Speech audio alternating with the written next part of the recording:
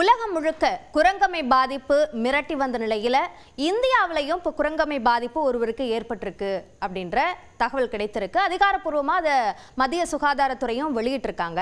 இப்போ இந்த அடிப்படையில் பார்க்கும்போது என்னென்ன விஷயங்கள் இதுவரைக்கும் தெரிய வந்திருக்கு அப்படின்ற அந்த விவரங்களை நம்ம தெரிஞ்சுக்கலாம். இதுல முக்கியமா குரங்கம்மையோட வகைகள் அப்படின்னு பார்த்தோம்னா 2 வகைகள் இருக்கு. வகை 1ஓட AB அப்படின்ற அந்த வேரியன்ட் இருக்கு. அதே மாதிரி வகை 2ஓட AB அப்படின்ற 2 வேரியன்ட் இருக்கு. சரி, இது அடுத்ததாக இது எந்தெந்த ஆண்டுகளில் இது எந்த வகை பரவ ஆரம்பிச்சிருக்கு அப்படின்னு பார்த்தோம்னா 2022ல் 2வது வகையோட B வேரியன்ட் அதுதான் அதிகமாக பரவி இருக்கு. 2024ல் வகை 1ஓட AB இந்த 2 வகைகளுமே பரவுது அப்படின்னு சொல்லப்படுது.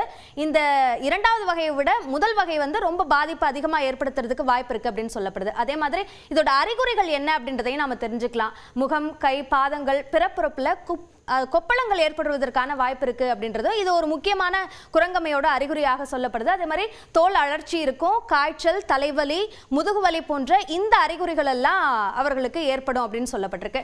அடுத்ததா இதை எப்படி பரவும் அப்படின்றத தெரிஞ்சுக்க வேண்டியது ரொம்ப ரொம்ப முக்கியமான விஷயம். இப்போ பாதிக்கப்பட்டவரோட பேசுறப்போ அவரோட எச்சில் பட்டு கூட இது பரவுறதுக்கான வாய்ப்பு இருக்கு அப்படின்னு சொல்லப்படுது. அதாவது ஸ்கின் டு ஸ்கின் கான்டாக்ட் அப்படின்றது மூலமாக இது பரவும் அப்படின்னு சொல்லப்படுது. அதே மாதிரி பாதிக்கப்பட்டவரோட ஆடை, படுக்கை விரிப்பு, துண்டு இதுலயும் அந்த வைரஸ் இருக்கிறதுக்கான வாய்ப்பு இருக்கு. அதை தொடும்போது அதன் மூலமா பரவும் அப்படின்னு சொல்லப்படுது. அதே மாதிரி இன்னொரு வகை என்னன்னா உடலுறவு மூலமாக பரவும் அப்படின்றதுனால இது செக்ஸ் ஒர்க்கர்ஸ் மூலமாக உலகம் முழுக்க பரவுறதுக்கான வாய்ப்பு இருக்கு அப்படின்றதையும் கண்டறிஞ்சிருக்காங்க.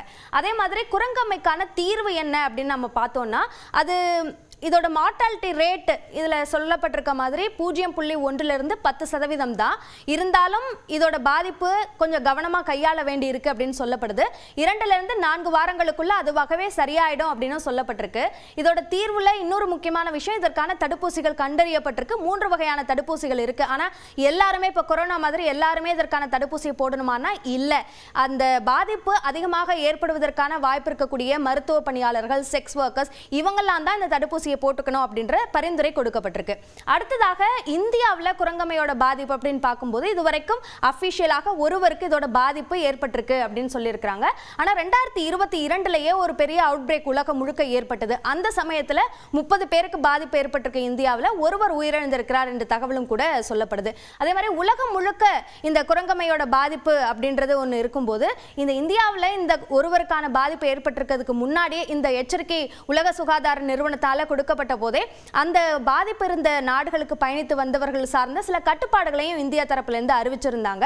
ஸோ அதையும் பின்பற்றக்கூடிய நடைமுறைகள் பின்பற்றப்படுது. அதே மாதிரி உலக நாடுகளில் குரங்கம்மையோட பாதிப்பு என்ன அப்படின்னு நம்ம பார்த்தோம்னா ஜனவரி 2022 1958 தான் முதல்ல இது கண்டறியப்பட்டது. இதோட பரவல் அப்படின்னு ஆரம்பிச்சதுன்னா 2022 தான். ஸோ அதுலேருந்து ஆகஸ்ட் 2024 வரைக்கும் 120 நாடுகளில் இந்த பாதிப்பு என்பது கண்டறியப்பட்டிருக்கு.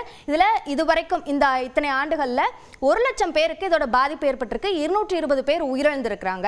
ஸோ இந்த குரங்கம்மை பாதிப்பு அப்படின்னு நம்ம பார்க்கும்போது இதனால அச்சப்பட தேவையில்லை.